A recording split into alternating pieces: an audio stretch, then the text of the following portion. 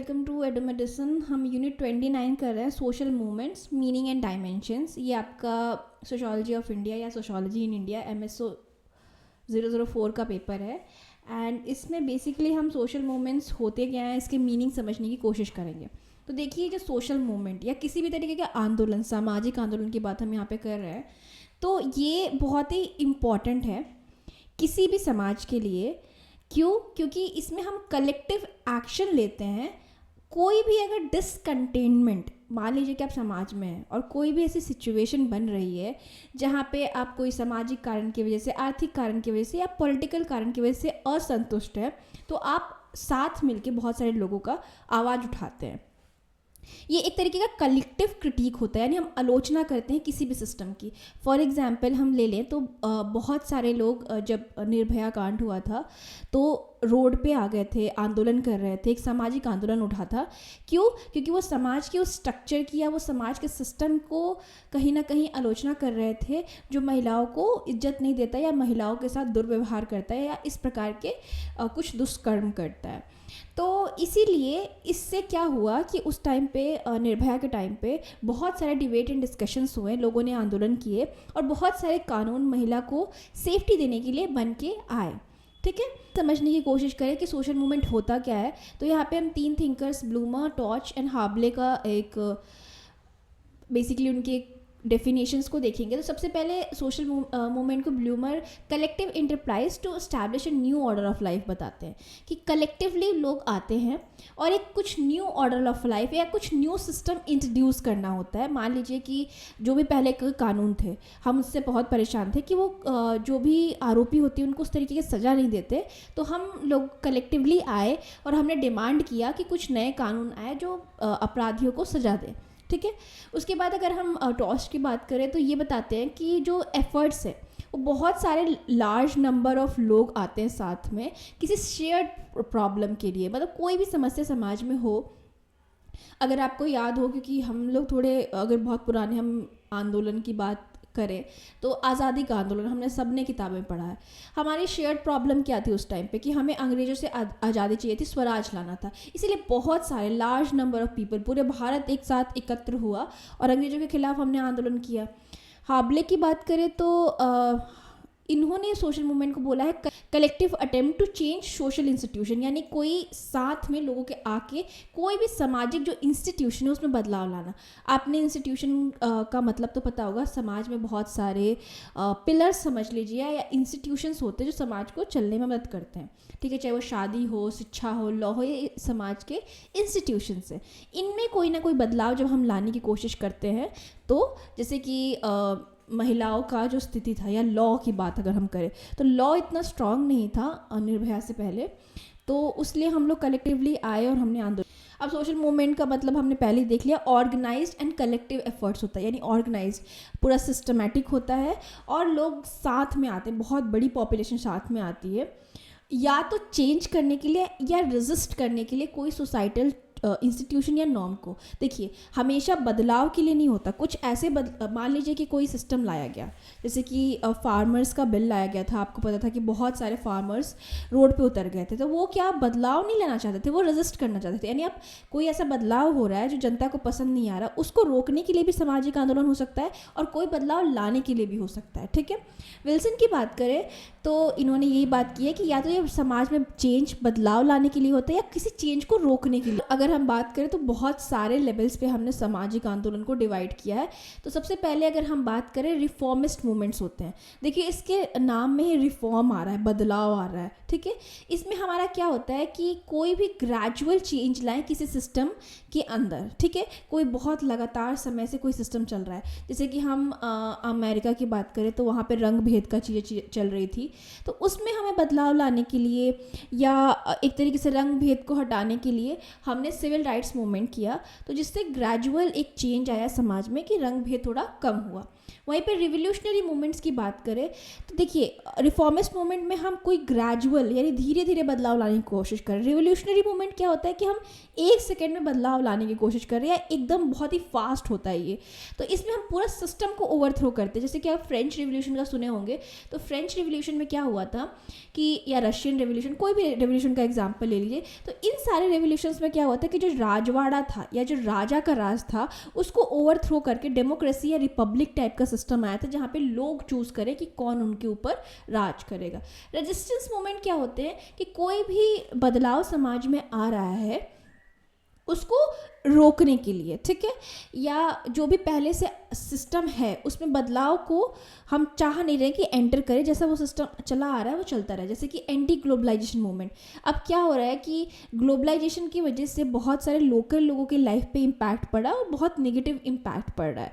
तो इस ग्लोबलाइजेशन को एंटर ना करने देने के लिए बहुत सारी जगह पे एंटी ग्लोबलाइजेशन मूवमेंट हो रहा है। अब अगर हम हिस्टोरिकल पर्सपेक्टिव की बात करें तो बहुत सारे अप्रोचेस है सोशल मूवमेंट के लिए। जैसे देखिए, अगर हम बात करें कि क्या किस प्रकार से सोशल मूवमेंट्स हुए, तो अगर यूएस की बात करें तो हम 1950 और 60s का लें तो यहाँ पे हम मूवमेंट्स कैसे देखते हैं कि नॉन इंस्टीट्यूशनलाइज्ड मूवमेंट हो रहे हैं और कलेक्टिव बिहेवियर है सोशल स्ट्रेन को लेके। देखिए, ये वो फेज़ होता है ना यूएस में जब कलर और इस तरीके के चीज़ों को लेके बहुत भेदभाव चल रहा होता है, और इस टाइम पे इंस्टीट्यूशन से हट के एक समाज में चली आई प्रॉब्लम को दूर करने के लिए आंदोलन होते हैं। यूरोप में अगर हम देखें वर्ल्ड वॉर 2 के बाद, तो हमें एक देखते हैं कि Marxist and social democratic traditions के लिए आंदोलन होते हैं। वहीं पर डेवलपिंग कंट्रीज़ में इसी फेज़ में, हम 1950s और 60s की बात कर रहे हैं, ये सेम फेज़ में अलग अलग जगह पे अलग अलग तरीके के आंदोलन चल रहे होते हैं। यहाँ पे रंग भेद को लेके चल रहा होता है, यहाँ पे डेमोक्रेटिक ट्रेडिशन के लेके आंदोलन चल रहा होता है यूरोप में, क्योंकि यूरोप में ऑलरेडी बहुत त्रासदी हो रखी होती है वर्ल्ड वॉर 2 के लिए।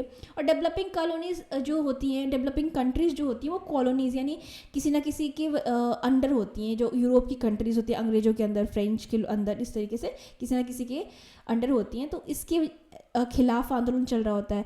जो किसान वर्ग होता है उनके आंदोलन चल रहे होते हैं, और लेबर मूवमेंट्स भी हो रहे होते हैं। अब बहुत सारे ओरिजिन हैं और बहुत सारी थ्योरीज हैं सोशल मूवमेंट्स को लेके। तो हम ओरिजिन ऑफ सोशल मूवमेंट्स वाला जो आपका पार्ट है उसको देख रहे हैं। तो बेसिकली आपको समझना है कि सोशल मूवमेंट्स आते कहाँ से हैं। देखिए, सोशल मूवमेंट्स कहीं से भी शुरू हो सकते हैं और बहुत सारे इसके रीजंस हो सकते हैं, या हम उनको कैटेगरीज में डिवाइड कर सकते हैं। फॉर एग्जांपल स्ट्रक्चरल, साइकोलॉजिकल और इकोनॉमिक फैक्टर्स।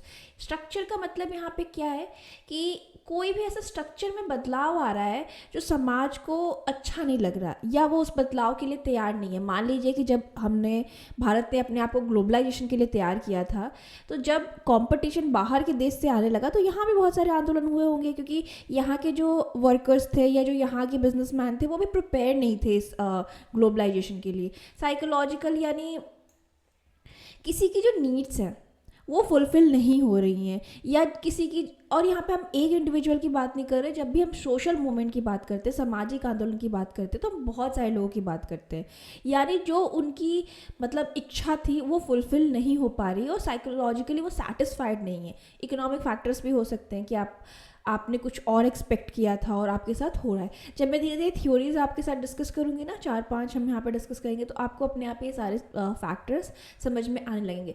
सबसे पहले कॉर्नहॉसर का, विलियम कॉर्नहॉसर, इनका मास सोसाइटी थ्योरी। तो इसको सिंपली समझिए, जब इंडस्ट्रियलाइजेशन हो रहा था तो जो बहुत सारे वर्किंग क्लास के लोग थे वो बहुत ज़्यादा पावरलेस और एलिनेटेड फील करते थे, ठीक है। अब क्या था कि उनकी आवाज़ सुनने वाला कोई नहीं था। अथॉरिटीज़ जो कैपिटलिस्ट लोग थे, जो पूंजीवादी लोग थे, उनके पास सारी पावर थी, इनके पास कोई पावर भी नहीं थी और ना कोई इनका आवाज़ सुनने वाला था। और पहले की सोसाइटीज़ में, अगर हम ट्रेडिशनल सोसाइटीज़ में बात करें, तो कुछ ना कुछ मीडिएटर्स हुआ करते थे जो मान लीजिए कि पॉलिटिकल सिस्टम से ग्रास रूट लोगों को कनेक्ट करते थे। इसको सिंपली इस तरीके से समझिए कि मान लीजिए आप गांव के लोग हैं, ठीक है, गांव में रह रहे हैं, तो बीच में आपके बहुत सारे छोटे छोटे मिनिस्टर्स हो सकते हैं। अभी के टाइम पे ग्राम प्रधान या इस तरीके के आप एग्जाम्पल ले सकते हो, है जो आपकी आवाज़ को ऊपर सरकार तक पहुंचाते हैं। तो ये वाला जो टाइम था बेसिकली जब इंडस्ट्रियलाइजेशन वगैरह हो रहा था, तो वर्किंग क्लास के पास ना कोई मीडिएटर्स नहीं थे। और इसी तरीके से ये लोग बहुत ज़्यादा वीक पड़ते गए, क्योंकि इनकी आवाज़ को वो हायर अथॉरिटी तक पहुंचाने वाला कोई नहीं था। और धीरे धीरे इसने अपना स्वरूप बदला और इन लोगों ने आंदोलन किया। इसे हम मास सोसाइटी थ्योरी बोलते हैं। ठीक है, स्टेटस इनकंसिस्टेंसी थ्योरी, जो कि ब्रूम और लेंस्की ने दिया है। इसमें क्या होता है कि जब भी एक पर्सन का एजुकेशन, इनकम और ऑक्यूपेशन मिसमैच होता है तो एक सोशल टेंशन और डिस्कनेक्टनेस फील होती है। मान लीजिए कोई बहुत ही हाईली एजुकेटेड पर्सन है और उसके पास बहुत सारी डिग्रीज़ है, वो बहुत ही स्किल वाला इंसान है, बट फिर भी उसको जॉब नहीं मिल रही है, या वो इतना पढ़ने के बाद भी बहुत छोटा मोटा जॉब कर रहा है जो उसकी प्रोफाइल से मैच नहीं होता। तो इस सिचुएशन में क्या होगा, वो फ्रस्ट्रेट होकर आंदोलन करेगा ना। जो उसका स्टेटस है उसकी एजुकेशन से वो मैच ही नहीं हो पा रहा है। तो मान लीजिए कि हाईली एजुकेटेड लोग हैं, उनको जॉब नहीं मिल रहा है, अनएम्प्लॉयड है, तो वो इस तरीके के प्रोटेस्ट या आंदोलन करेंगे। तो ये स्टेटस इनकंसिस्टेंसी थ्योरी हो गया। फिर एक थ्योरी होती है स्ट्रक्चरल स्ट्रेन थ्योरी, जो स्मेल्सन ने दिया है। तो इसमें बात क्या करते हैं कि कोई भी स्ट्रक्चर में बदलाव आएगा ना, जो नॉर्मल सोसाइटी चल रही है और सडनली किसी भी तरीके का बदलाव आने लगा समाज में, तो कहीं ना कहीं लोग उसके खिलाफ आवाज़ उठाएंगे। जैसे मैंने ऊपर अभी ग्लोबलाइजेशन का एग्जाम्पल दिया था। जब भारत में प्राइवेटाइजेशन, ग्लोबलाइजेशन, ये सब चीज़ें होने लगी तो यहाँ के लोग तैयार नहीं थे और बहुत प्रकार के आंदोलन हुए थे। जब इंडस्ट्रियलाइजेशन शुरू हुआ, अर्बनाइजेशन शुरू हुआ, कोई भी इस तरीके के बदलाव समाज में आते हैं तो लोग जब एक्सेप्ट नहीं कर पाते तो उसके प्रति आंदोलन करने उतर जाते हैं। फिर रिलेटिव डिप्राइवेशन थ्योरी, जो कि बात करता है कि क्या पीपल एक्सपेक्ट करते हैं और क्या उनके पास एक्चुअली है।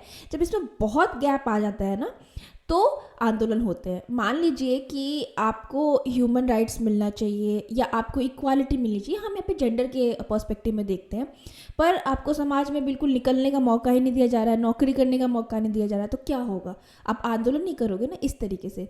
अब एक एग्जाम्पल लेते हैं फ्रेंच रिवॉल्यूशन का। तो फ्रेंच रिवॉल्यूशन में हमें देखने को मिलता है कि समाज में काफ़ी डेवलपमेंट हो रहा होता है, आर्थिक तौर पे या भी बहुत सारे डेवलपमेंट हो रहे होते हैं, लेकिन जो आगे मिडिल क्लास होती है उनके पास कुछ राइट्स ही नहीं होते, या मिडिल क्लास की जो एक्सपेक्टेशन होती है उसको वहाँ की गवर्नमेंट फुलफिल नहीं कर पाती।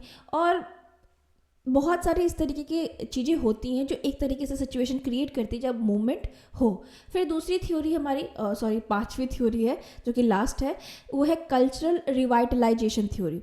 बेसिकली क्या होता है कि जब भी जनता जो है वो एक सेटिस्फाइंग कल्चर क्रिएट करने की कोशिश करती है, या पहले का उनका जो कल्चर था वो कहीं ना कहीं ख़त्म हो गया है, तो उसको दोबारा से ज़िंदा करने की कोशिश करती है, तो इसको हम इस थ्योरी के अंदर डाल सकते हैं। जैसे मान लीजिए कि इन्वायरमेंटल मूवमेंट्स हो रहे हैं, बहुत सारे लोग पहाड़ों पे और अलग अलग जगह पे आंदोलन कर रहे हैं, क्योंकि उनको एक सस्टेनेबल लाइफ चाहिए। आप पहाड़ों को ख़त्म करके वहाँ पे बिल्कुल ही कंक्रीट की रोड बना दे रहे हो और पूरा डेवलपमेंट कर दे रहे हो, उनको नहीं चाहिए। उनको जो है, जैसा कल्चर है उनका वर्षों से चला रहा है, वो उसको मेनटेन करना चाहते हैं।